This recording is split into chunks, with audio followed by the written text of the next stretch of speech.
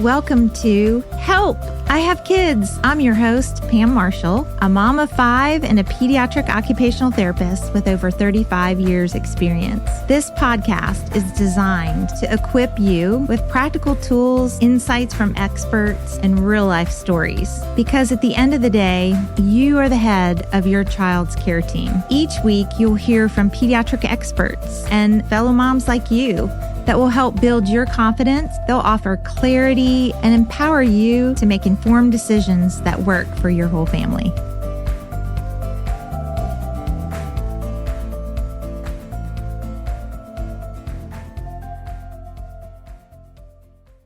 Hi, welcome to the Help I Have Kids podcast. I'm Meredith. This is Mary Jenner. She is a nurse, an innovator, an entrepreneur, and the founder of the Butterfly Pig, which is a company that's changing how children experience healthcare through play and emotional safety. She's made it her mission to ensure that healing never causes harm by equipping hospitals, providers, and families with the resources and frameworks to deliver emotionally safe, family-centered pediatric care. Mary's work has reached over 100 hospitals around the world, and she's helping parents, providers, and kids see medical care in a whole new light. So we have many moms who are listening to this that have children with medical needs or have had hospital experience, and so I'm really excited about this episode. Mary, how are you doing today? Good. Thank you for having me on. I'm really excited to be here. Awesome. So we always start our podcast with one of our favorite pieces of advice. What's your favorite piece of advice that you have received as a healthcare worker or as a mom? Honestly, I would say it would be to take everyone else's advice with a grain of salt. Because I feel like there's a lot of, everyone loves sharing advice, but every kid is different. Every human is different. Personalities are different. So I have received a lot of bad advice, I would say. So I'd say taking others' advice with a grain of salt. Yes, I completely agree. I have a newborn, maybe not newborn, she's 5 months old, but in that stage, whenever it's your first kid, you get all the advice. And she's different than a lot of other kids. And I've just realized, taking it with a grain of salt, that's great advice. Needed to hear that today. I know I have 2 daughters and they're vastly different. So what worked for my first is like not at all what's working for the second. So. Oh yeah. Okay, let's get into it. And what is your background in, and what made you want to start the Butterfly Pig? My background is in nursing. I started my nursing career in pediatric oncology, and that's where I recognized the gap and the need for these toys to be able to provide like age-appropriate patient education. But it really wasn't until several years later that I opened the Butterfly Pig.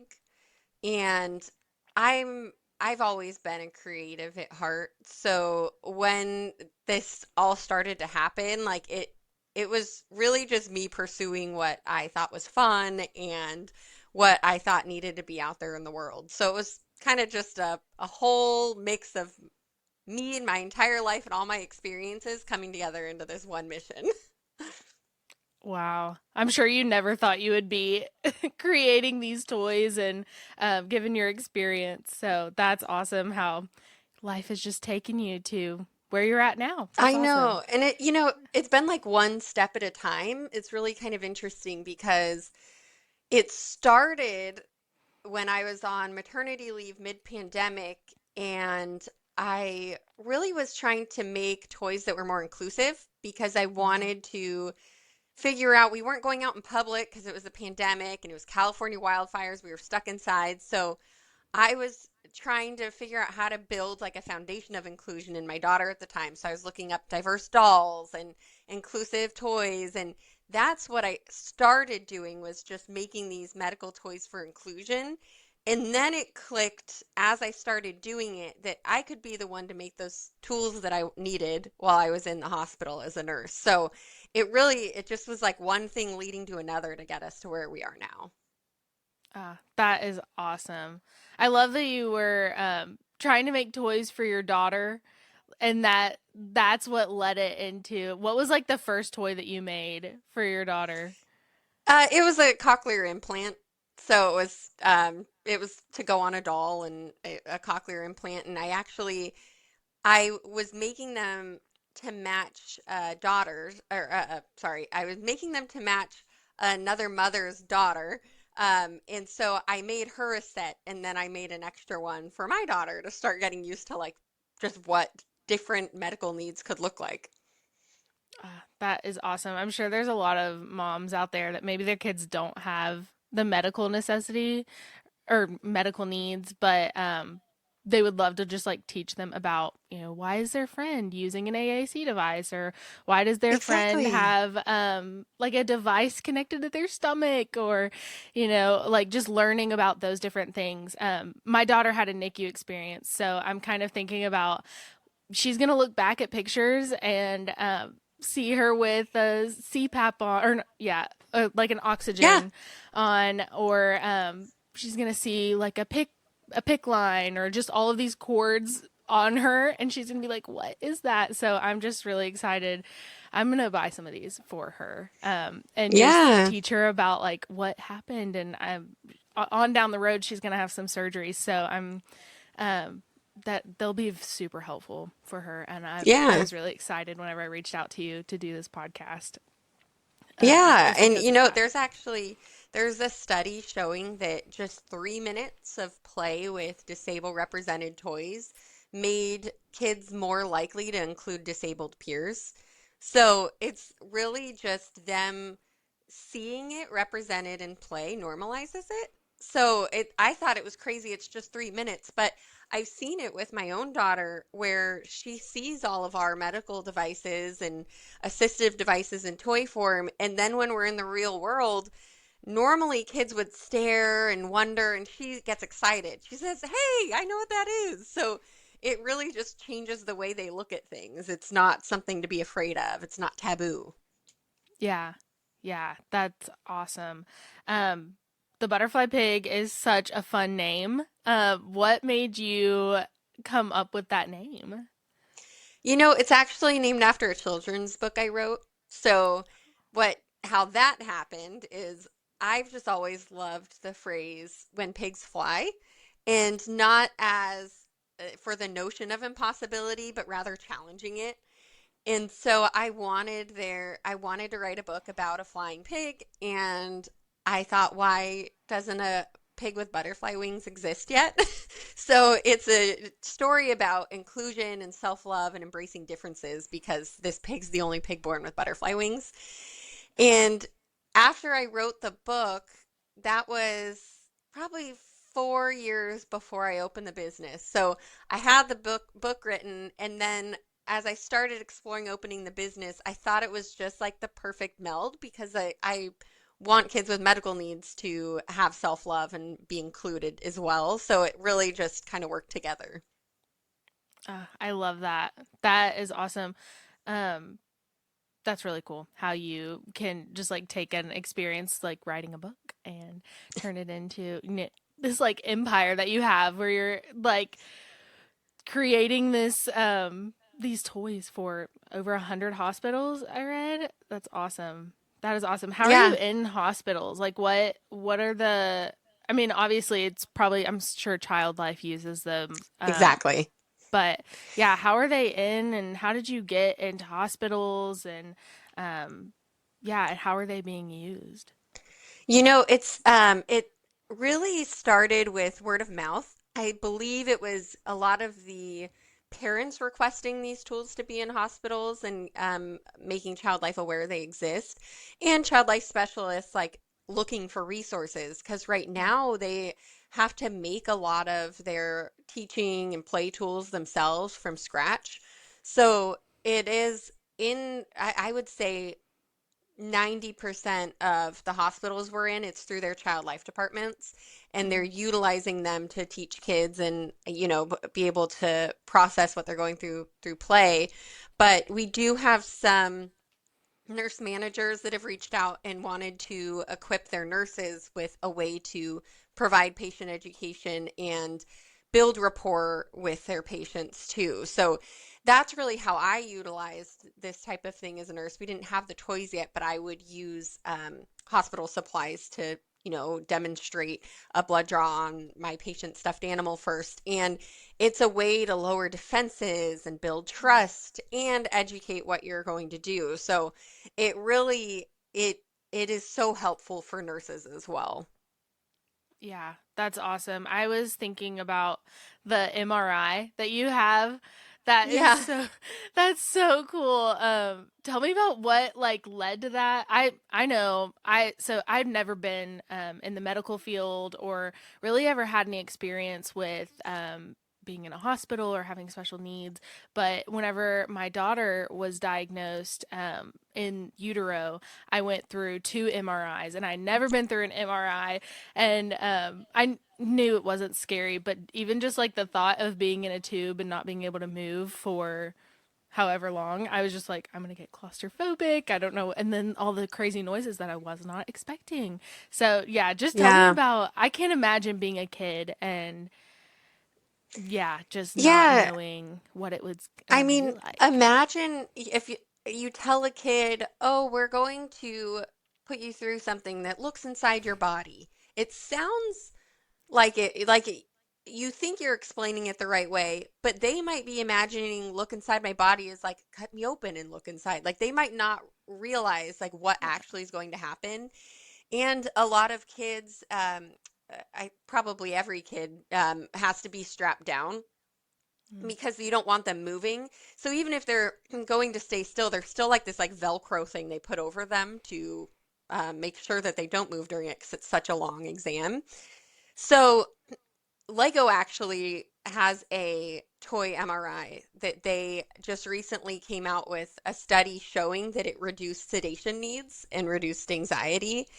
And I think that it just makes sense that if you can show a child exactly what to expect, like a little replica of it, then they will know. So ours, it's we modeled ours after a CT scanner, but we made it so you can also use it for MRI plaques. There's a QR code you scan and it takes you to the actual MRI sounds you're going to hear.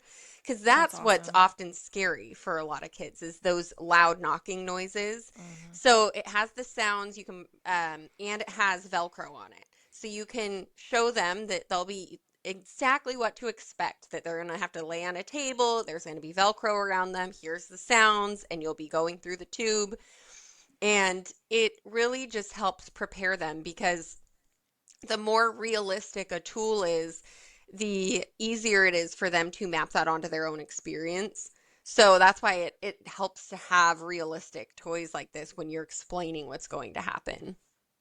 Yeah, that's awesome. And even just like playing with it, they see how it's not that scary. It might be scary Yeah. in the moment, but their stuffed animal can do it, so they can do it. They've got Yeah. it.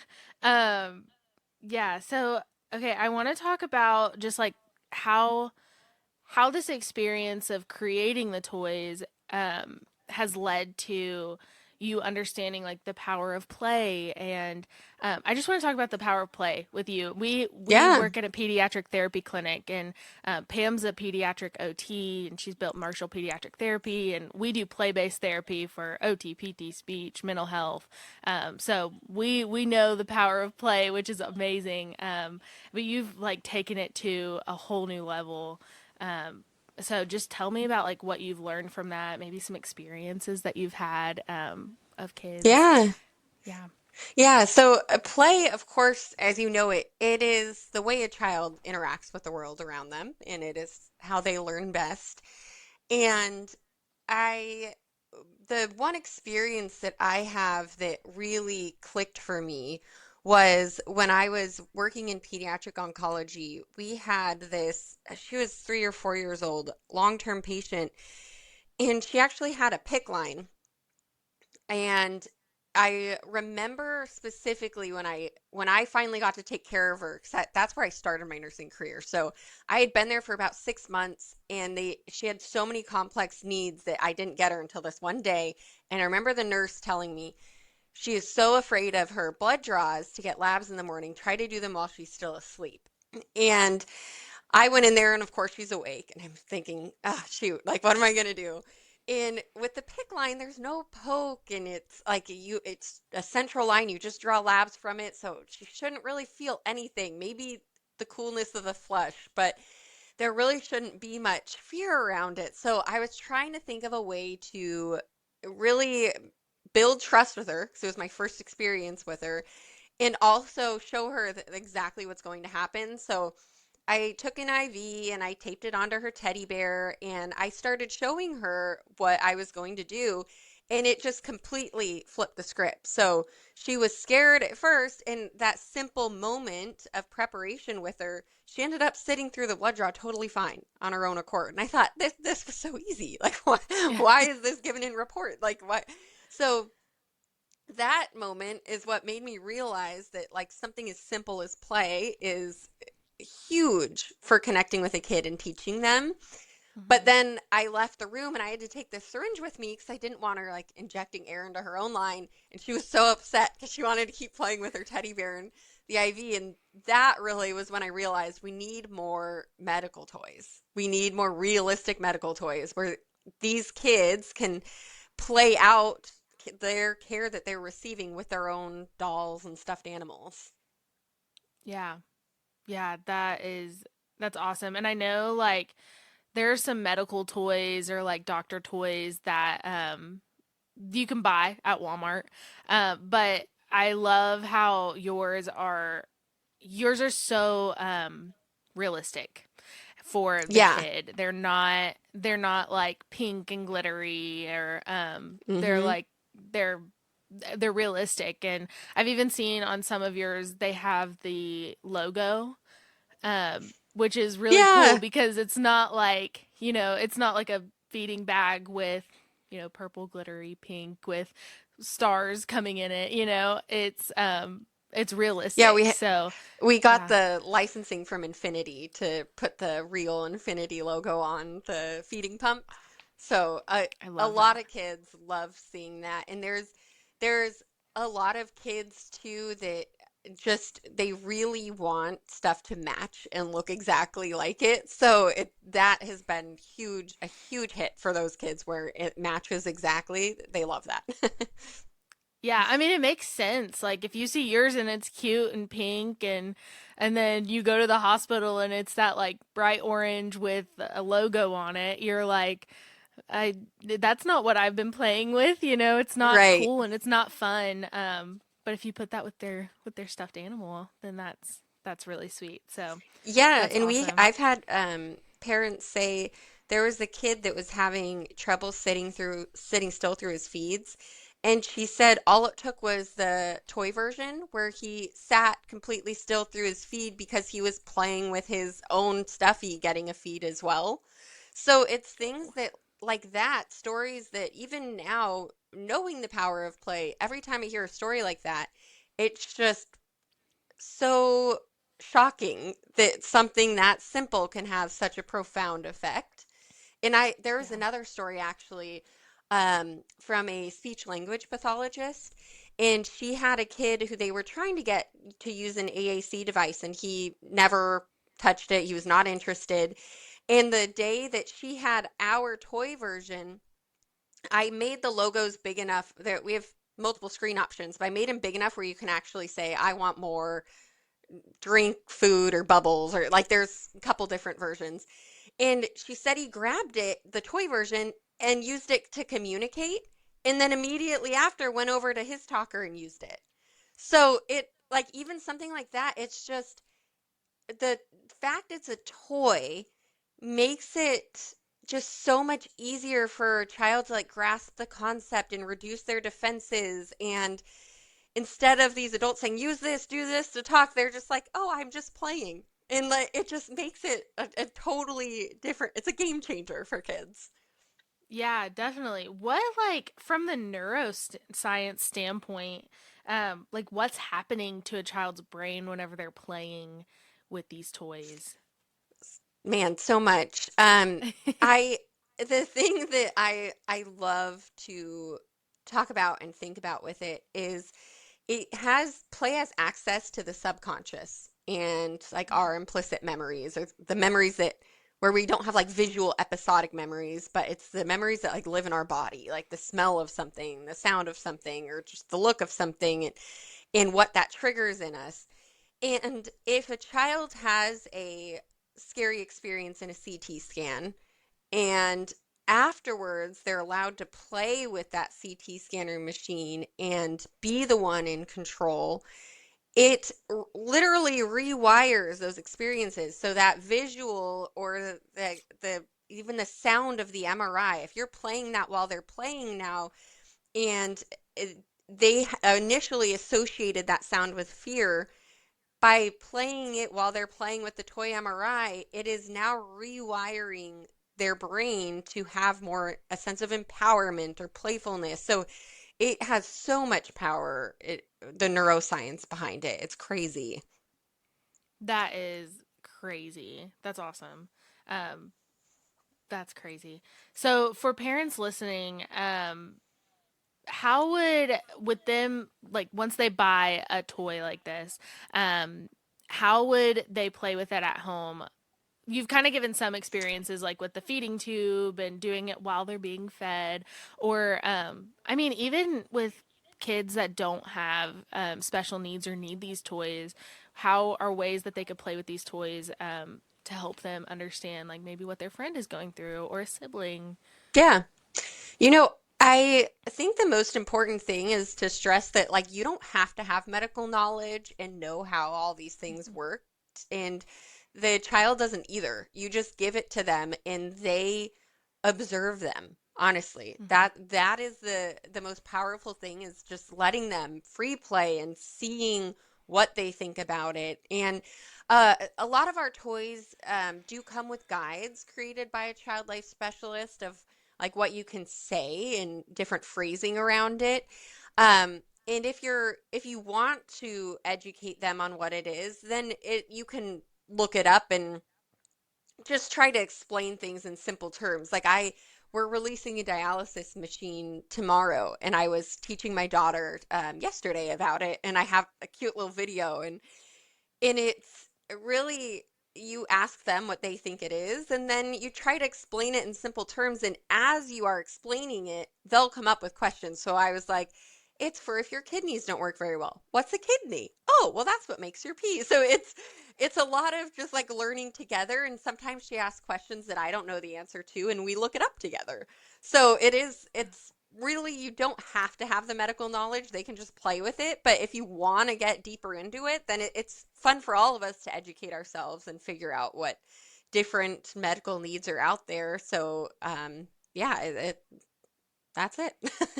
Yeah, I think that is awesome because, like, yeah, it's helping you and it's also helping them become curious about, instead of, I feel like in society there's like a don't ask about it. But I'm sure like kids that have these medical needs or these devices on them, they don't mind talking about it. I mean, maybe they Yeah. do, Have but it you, helps with them. yeah, and have What was it? you read the children's book Just Ask by Sonia Sotomayor? I have not. Oh, it's No. wonderful. So it's called Just Ask, and it walks through different disabilities or medical needs. And she herself had diabetes and was saying that she doesn't mind being asked about it. And growing up, like, she liked it when people would just ask. But of course, if somebody's not comfortable with answering, if they don't want to be asked, they'll say that. But it is like most of the time when kids are out in public, you don't want when your kid is staring to, oh, don't look at them, no, like that's, if somebody has like a visual difference, like you want your kid to recognize it as normal. Like, it's just, we all have differences. So that's something that we practice in our house too, is that if somebody has like a visible difference and my daughter's curious, like we can look it up or we can ask, because that is what normalizes it, is exposure. Yeah. Yeah, definitely. That that's cool. I'm gonna have to. I feel like that's a good resource for, especially a lot of the families that are listening, but also the therapists that are here. I'm sure they've heard of it, but just the therapists, because whenever we have our in our clinic, everybody treats in the same area. So there may be a kid with CP also in the same room as a kid that maybe doesn't have any medical needs, or like is working on like speech therapy. So they could be like, oh, you know, just ask us, have that conversation. And that's why we treat in the same area, is there's like that socialization. Obviously there's other treatment rooms for private sessions, but you treat in the same room. Like there's the socialization aspect of it. So that's really cool. To expose them to those medical, those special needs medical devices. So Yeah. awesome. Okay, another thing I would love to talk about is medically induced trauma. So what is it? How do you prevent it? What is it in like its simplest forms for moms who maybe have kids in a hospital or have medical experiences?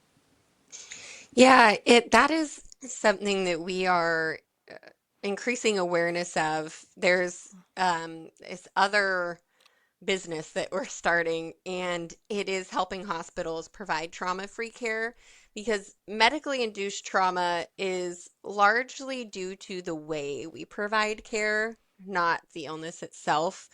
And for parents that where their kids are in the hospital, or nurses that may be listening, everyone knows that pediatric care is traumatic for really everybody involved, because no one goes into pediatrics to hold kids down, but often that's what we end up doing. And even I've been the parent with both of my kids having to hold them down for procedures, and it's terrible. And what we need to look at, there are resources out there, like child life specialists are really the champions of how to provide trauma-free care, but it's not integrated fully into the healthcare systems, and nurses aren't being trained on this type of care. So that's something that we need to fill the gap in, and what we're working to do is showing nurses that there is another way. Because I've done some posts talking about medical trauma and memories I have having to hold kids down and how terrible it was, and there's so many nurses commenting, but what are we supposed to do instead? And it's for their safety.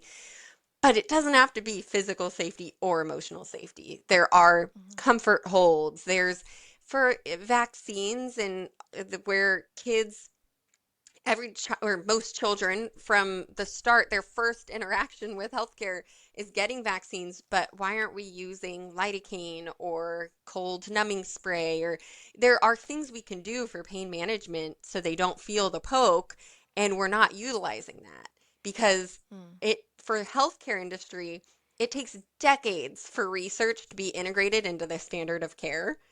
And there's research showing us that you can, like the buzzy bee, it's like a vibrating that releases neurotransmitters to block pain signals that's supposed to help with the vaccination or IV start blood draw pain. And we're not utilizing this stuff. And so it is really just getting hospitals on board with the new research behind it, and trying to make this new way of care easy. So that's where we're coming in and helping hospitals with different frameworks to make it easy for nurses to provide trauma-free care. That's awesome. And so for a mom, like, could they advocate for using these types of safety? How Yes. would they do that? So, if you want to DIY it, you can buy the lidocaine creams and the Buzzy Bee and stuff on Amazon and just do it yourself. Like if you know your kid's going to get vaccines, you can, of course, clear it with your doctor because in case there's any allergies or anything. But um, most doctor's offices, I don't think would mind if you say, I want to put some lidocaine cream on 30 minutes before the appointment. Where do you plan on giving the shots? And it might be in both legs or, so they can do it themselves or you ask. So when I took my daughter in a few months ago for her vaccines, I asked if they had the Buzzy Bee, and they said it was a little late because they'd come in with all the vaccines ready to go, and I said, "Do you have the Buzzy Bee?" And she said, "Oh yeah, we just got it." So I said, "Oh, can you go get that, please?" So then they left the room, and then they got the Buzzy and came back, and we utilized it. So sometimes that's where when nurses or whoever's giving the shot is going through their day to day, we're stuck in this system one thinking is like what psychologists call it. And we're doing things by out of habit and automatically that if we have a new resource like this, it's not natural for us to think of including it. And so that's where we often these hospitals have these things available. They just aren't thinking of utilizing it in this scenario because they haven't been before. So that really is on us as parents to start asking, do you have the Buzzy Bee? Do you have the cold numbing spray? And eventually, this will be, as we, with our other business, start helping hospitals adopt these practices more standardly. It is going to be up to parents for now, but hopefully that will be changing. That's awesome. Well, it does start with the parent too. A lot of the time, a lot of what our podcast is advocate or helping moms advocate for their kids, and knowing that like the mom really is the head of their child's medical team, and we just need to equip them with what are the resources that they can use, to what are the resources that they can use to advocate for better care for their child, which we know like hospitals have the best interest for their kids, but just like you said, like they're in that one track mind, or it may not be standard procedure. So it's nice to be able to equip our parents with this new technology that they can use to help maybe the medical safety. I mean, I remember as a kid running away from the doctor because I needed to get a shot, and that's probably not Yeah. safe either. So, yeah, I love that. And I hope that we can, have our moms advocate so much for the kids that it does become standard procedure to, start integrating some safer ways of doing these procedures. Yeah, and even asking if is there a child life specialist available, or Mhm. if your kid is experiencing resistance and you're having to hold them down, feeling empowered enough to say, "Hey, can we just take 5 minutes?" And Mhm. asking if there are comfort positions that we could try instead or something. Like sometimes it is just recognizing, like, can we just have 5 minutes to consider, like, is there a better way to do this? Yeah. And that it can be enough to change the whole thing. Yeah. Yeah. That that's awesome. What are some ways, I mean, we're talking a little bit more about some safety, medical safety. Could you just expand a little bit more on medical safety, how these toys, how they feel emotionally safe with these toys, with these in healthcare? Yeah, so I know emotional safety is kind of like a buzzword where if you're not really in the space, you don't know what it means. Like like Mm-hmm. a parent hearing emotional safety is probably like, that sounds kind of fluffy. Like what what is that? But it's really like looking at mental health and trying to prioritize that as much as we're prioritizing physical safety. And so emotional safety would be thinking of how it is affecting that child's emotions and mental health and this whole experience. So when a child goes into the hospital right now, we're so focused on their physical safety and health that we think, Mm-hmm. okay, we need to get this IV in because we need to get them fluids. So we're holding them down and they're having all this trauma from it. But then we get the IV and we're like, see, it's all good. You're fine. But they that lives in their body, that experience, and it ends up that trauma from that, it compounds. So now the next time they need any type of medical care, they're going to be more resistant. And it is going to be more likely to have failed IV insertions. And we have so many adults now that are delaying or avoiding getting medical care entirely because of their traumatic experiences as kids. So we really need to be looking at their emotional safety at the time and thinking what we're doing right now is sacrificing emotional safety really worth it in the long run at this Mm-hmm. moment? And most of the time it's not. And there are emergent, urgent scenarios where, of course, like we're going to have to think of their physical safety first. But most of the time, we can figure out a way to help them emotionally, whether it's more preparation in educating them what's going to happen or providing them distraction or doing lidocaine. Like there's so many things we can think of to make the experience less traumatic for them. Yeah. Yeah. I think of some friends who have had medical experiences since they've been in birth, and they're seeing things that are triggering to them. Ambulances, or, seeing an IV, like, is just, it's all triggering to them. And so I love that we're starting from a childhood and preventing those traumatic experiences, so that whenever they get to adulthood and maybe they still have medical needs, those kids who have medical needs from birth to whenever, they get older, we want to savor that, which that's awesome. I love that mission. So what is so think of a situation where a parent, like you were saying, they have to go through this traumatic experience for their physical safety. Are there ways to protect them after the situation, protect Yes. their emotional Yeah. So safety? that's a huge part of it is with these experiences that are unfortunately probably going to happen to everybody sometime in their life. There is a way to help mitigate the trauma that you take away from it. And for kids, that is play. It's that the rewiring and the feeling empowered in being able to act out that experience with their toys, it naturally is going to help them reprogram and limit the trauma. And of course, there are some kids that have really significant phobias and traumas.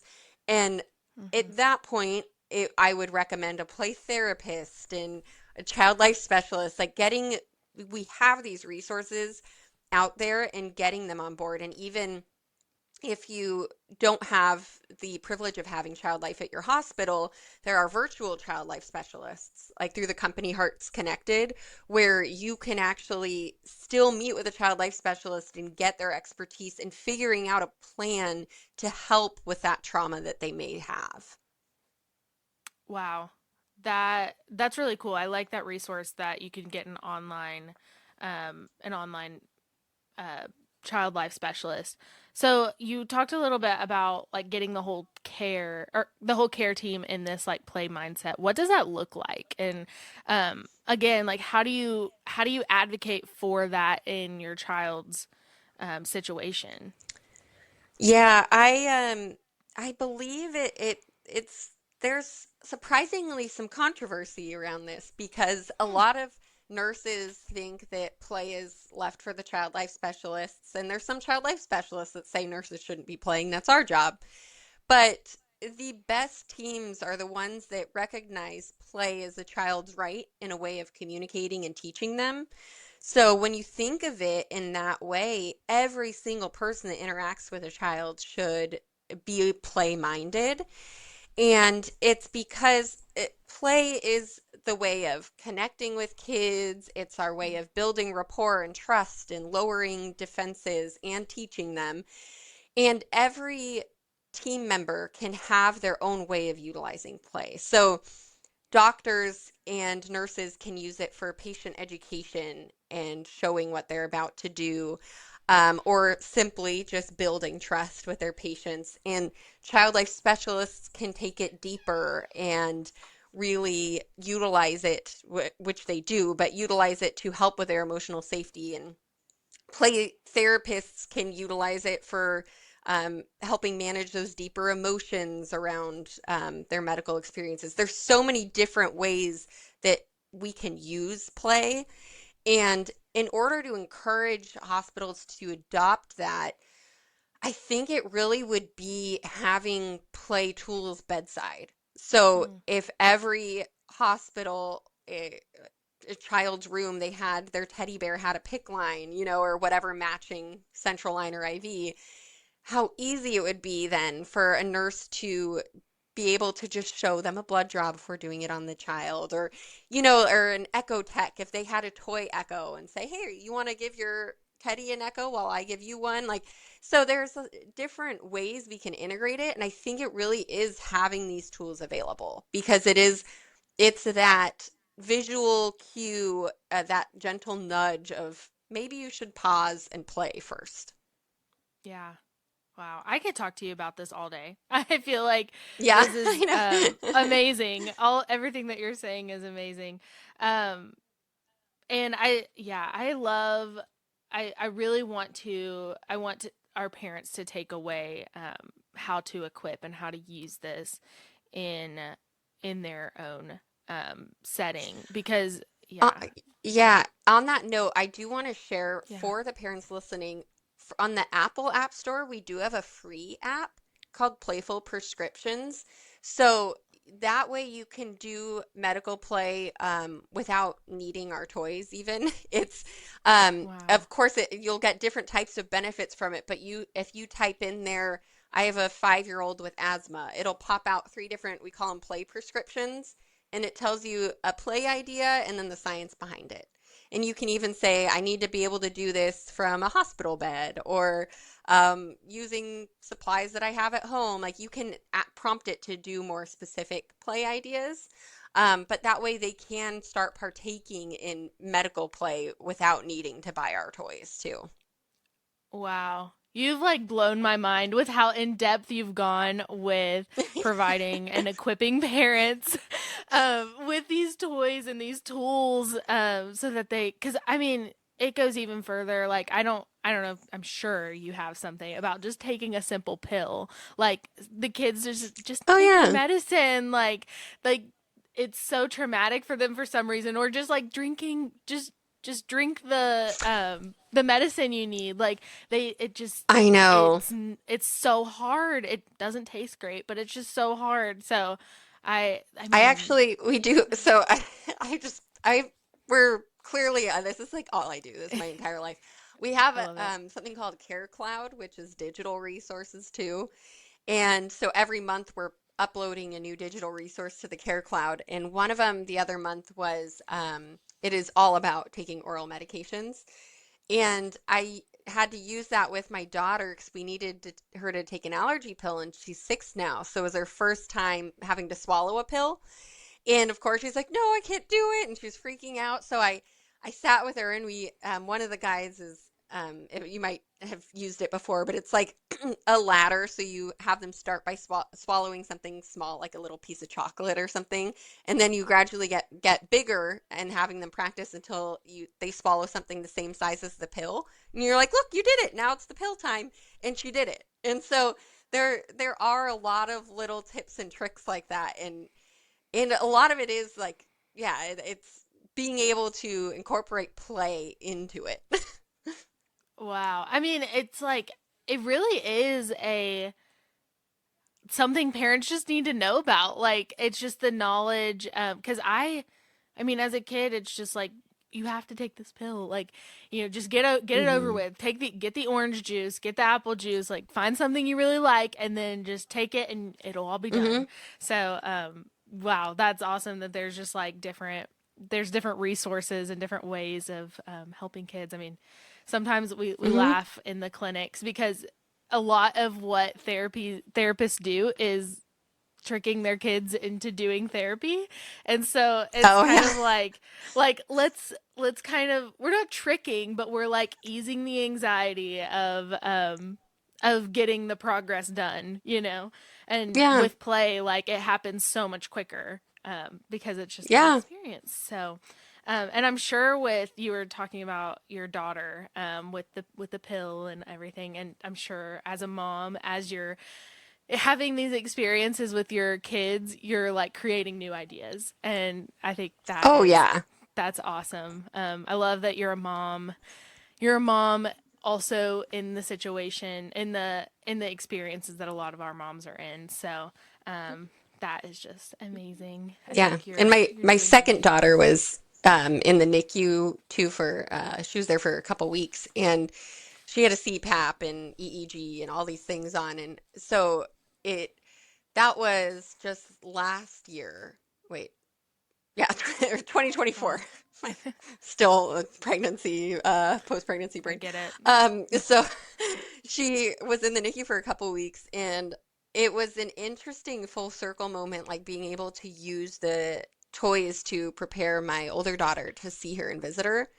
And so it's been, I feel like I've now experienced it from like every single angle possible. And it was really cool to see how like her recognizing the toys on her baby sister was something that she was excited about, instead of like fearful of what is she going through? Why is all this happening to her? Yeah. I was at Cincinnati Children's, which is like one of the top children's hospitals in the nation, and their child life specialists were amazing. They like came in and they were talking to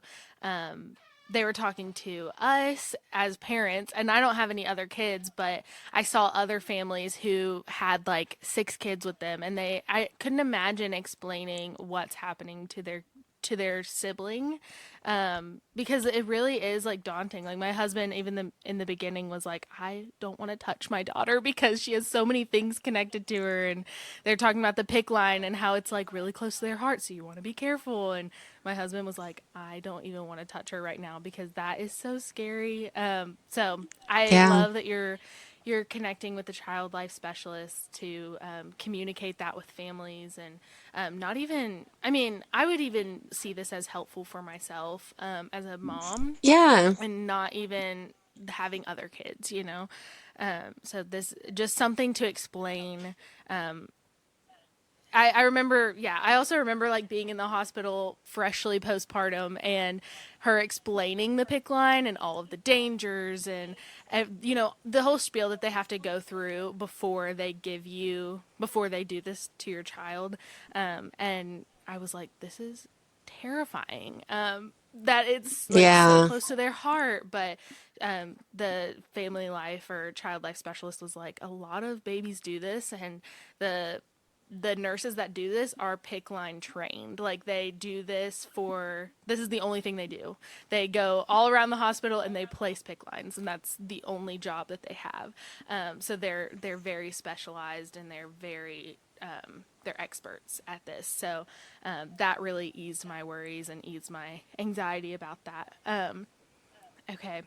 Yeah. We are coming up on the end of the episode, and I've loved having you on here. I wish I could just talk to you for days about this. I know. A lot of our therapists and our moms, I'm sure you just think about your company all the time, so you probably could talk about it for days. Yes. Weeks. I bet. Okay, well, is there anything else that you want to touch on for like equipping our moms to advocate for their childs and like be the head of their child's medical team? How would you encourage them, and what are some things that you could leave with them? I would say just a reminder, even as a nurse, like I appreciated when the parents would stick up and ask for things for Hmm. their kids, and I find myself being bedside.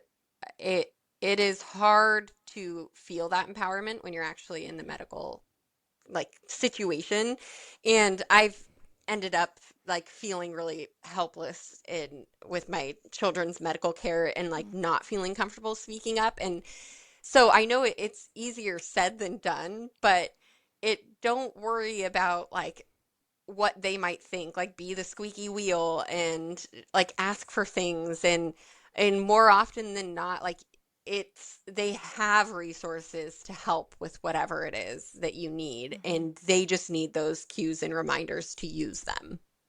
Yeah. Yeah, it really is. I think a lot of parents don't see it as a partnership between the healthcare provider Yeah. and the parent. And obviously, the healthcare provider is the expert in what's happening, but you're the expert in your child. So you really have to Yeah. partner with the healthcare provider to make sure that your child is getting the best care that they can. And you can provide that by knowing your child. Like, be the squeaky wheel, be the advocate for your child in that situation so that they don't have that medical trauma like you were talking about, and that they are Yeah. medically safe. You know how they're going to react to those procedures or even just the prep for the procedure. So I love Yeah. that you're creating these toys for parents to explain this to their child, also for medical professionals to explain what's going on to their patients and families. I really think this is awesome. Could you give me just a rundown of all the resources? I'm sure you have a million, Yeah. but just like the top resources that our families can use, and then how they can find you. Yeah. That'd be great. So I would say go to thebutterflypig.com. And that will there is a resources menu on there, and you'll see, of course, our toys are you can purchase on that website. But also we have a link to the virtual child life specialists. Heart Connected is on there. Um, but we also have that free app in the Apple App Store called Playful Prescriptions. And on that resources page, there's our Care Cloud, and that is where all the digital resources are uploaded. So there's like coloring books, there's a Choose Your Own Adventure MRI coloring book, and printables for the oral medication tips and things to do, and different play ideas. So that's probably the most of the resources I can think of right now, but there's on that page will be the where we list everything. Okay, awesome. We'll add it into the show notes as well and Okay, share it on our perfect. social media so everybody can know all the resources, amazing resources that you provide. I appreciate you so much for joining us. I was really excited about this episode. Yeah. Just it's amazing things that you're doing. Not even just for the family and the household, but nationwide and hopefully worldwide. You can change some procedures, change the way we Yeah. do things, and I love it. You're awesome, and you're leading a whole new generation of how we do healthcare. So I appreciate you, and I know a lot of the moms appreciate you. Yeah, thank you. Of course, of course. All right. Well, thank you so much for joining us. Yeah, thank you for having me on. All right. Thanks so much for listening to Help, I Have Kids. If you're tuning into this podcast, that means you're a mom who's curious, committed, and ready to learn. And we see you. We'd love for you to join our Help, I Have Kids Facebook community, where moms just like you are connecting, asking questions, and encouraging each other every day. It's a space for real conversations, expert insight, and support from moms who get it, because we're all in this together. And if you know a mom who's feeling unsure or maybe overwhelmed, or just needs to be reminded that she can do it, she can advocate for her child with confidence, share this episode with her. We're building a village here, and we're glad you're a part of it.